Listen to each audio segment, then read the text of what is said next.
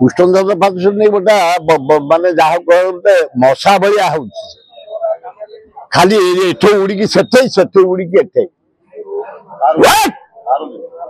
आम सब मंत्री होइछु सचिव माने आम निर्देश मानवे आम जहा निर्देश दबा उदाहरण कहूँ शुणु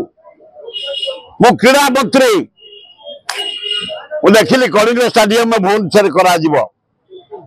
फाइल आइला नहीं डायरेक्टर लिखिदेला नहीं सेक्रेटरी लिखिदेला नहीं मु लिखिदेली यस कलिंग स्टाडियम भुवनेश्वर हम सेक्रेटरी आज्ञा पैसा ने तबे यस पैसा आनिब मंत्री तुमर काम है काम करवा मुझे पट्टा गली सेक्रेटरी डायरेक्टर नहीं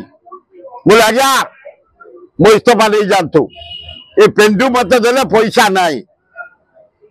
10 कोटी बजेट दरबार 8 कोटी जाऊँगी 2 कोटी ओडिशा रे कि खेल हम कि स्टाडियम हम से डाकिले रघु पट्टा जड़े फाइनान्स मिनिस्टर थे रघु बाबू सुर कौन कौन बोले आज्ञा जदि मत पैसा न देवे मो इस्तीफा नहीं जातु।